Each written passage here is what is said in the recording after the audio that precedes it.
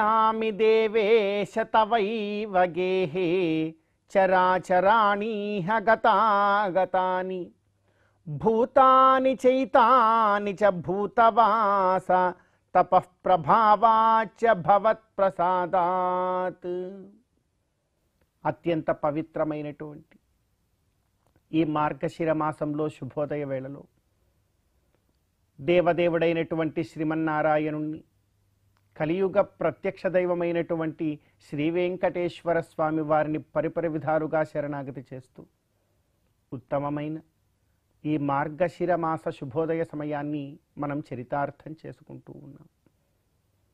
ఈ మార్గశిర మాసంలో మనందరి యొక్క ప్రధానమైనటువంటి కర్తవ్యం ఆ గోవిందుడు యొక్క చక్కనైనటువంటి ఆరాధన.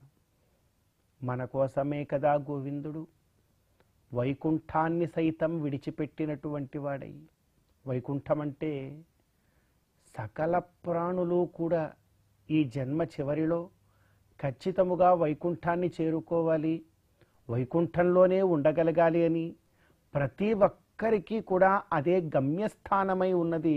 అందరూ పరితపించిపోతూ ఉంటారు, ఎప్పుడెప్పుడు వైకుంఠాన్ని చేరుకుందామా అని.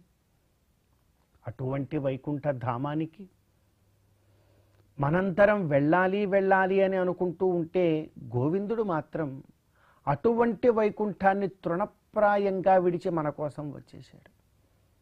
ఇది సామాన్యమైనటువంటి విషయం కాదు. మన కోసం మనం ఎక్కడుంటే అదే వైకుంఠం అనుకుంటాడు గోవిందుడు. అందుకే కదా ఈ కలియుగాన తిరుమల గిరులను వైకుంఠంగా మరుచుకొని, అందుకే కలియుగ వైకుంఠము అంటాం మనం. తిరుమల గిరులను వైకుంఠంగా మరుచుకొని స్వామి ఆ ప్రాంతానికి చేరుకొని ఇక్కడికి వచ్చి స్వామి కటివరద హస్తాలతో మనలందరినీ కూడా అనుగ్రహిస్తూ ఉన్నాడు. ఔపనిషత్ తత్వాన్ని వీడి పరమాత్మ అర్చావతార రూపంలో వచ్చాడు. అటువంటి గోవిందుణ్ణి ఆరాధించడానికి చాలా గొప్పగా అనువైన మాసం ఈ మార్గశిర మాసం. మాసానాం మార్గశీర్షోహం అంటాడు భగవంతుడు. మార్గశిర మాసాన సౌరమానం ప్రకారం నడుస్తున్నటువంటి ఈ ధనుర్మాసాన ఎంతగా భగవంతుణ్ణి ప్రపత్తి మార్గము ద్వారా మనం ఆరాధన చేస్తామో అంత గొప్పదైనటువంటి ఫలాన్ని మరి మనందరం కూడా పొందవచ్చును. అందుకే అంటూ ఉన్నాం, పశ్యామి దేవేశ తవైవ గేహే.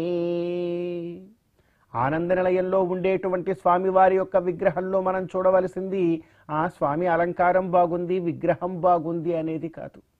ఏమేమి చూడాలో చెప్తున్నారు. పశ్యామి దేవేశ తవైవ గేహే.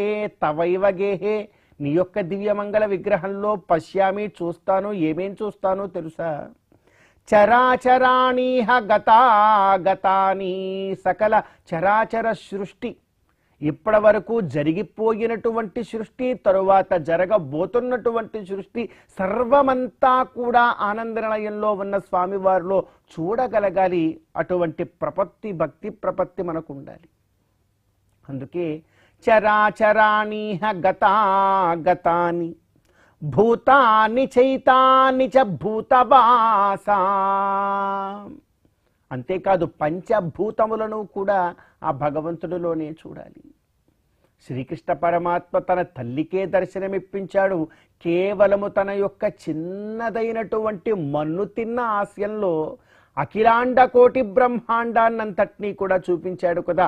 ఆ దర్శనము మనం ఎంతో గొప్పగా ఆనంద నిలయంలో చూడాలి. అందుకే అంటూ ఉన్నాం, భూతాని చైతాని చ భూతవాస తపః ప్రభావాచ భవత్ప్రసాదాత్. మరి ఈ దర్శనం ఎలా వస్తుందండి? ఈ దర్శనం రావాలి అంటే ఒక ప్రధాన హేతు ఉంది. ఏమిటంటే తపః ప్రభావాత్, తపశ్శక్తి చేత. కేవలం తపశ్శక్తి చేత మాత్రమే అటువంటి దర్శనాన్ని మనం చేయగలం. మరి ఆ తపశ్శక్తి ఎలా వస్తుందండి? తపస్సు చేస్తే వస్తుందా? తపస్సు చేసినంత మాత్రానేమీ కూడా తపశ్శక్తి రాదు. కానీ ఎలా వస్తుంది అంటే భవత్ప్రసాదాత్, నీ యొక్క అనుగ్రహం ఉంటేనే వస్తుంది. భక్తి మనలో ఉండాలి. భక్తి ప్రపత్తితో భగవంతుడి గురించి తపస్సు చేయాలి. భగవత్ అనుగ్రహం అనేటువంటిది కలగాలి. ఆ భగవత్ అనుగ్రహం కలిగిన తర్వాత నిజ భక్తి నిజ జ్ఞానములు ఏర్పడతాయి. ఆ నిజ భక్తి నిజ జ్ఞానముల ద్వారా మాత్రమే ఆనంద నిలయంలో ఇటువంటి గొప్ప గొప్ప దర్శనాన్ని మనందరం కూడా వీక్షించగలుగుతాం.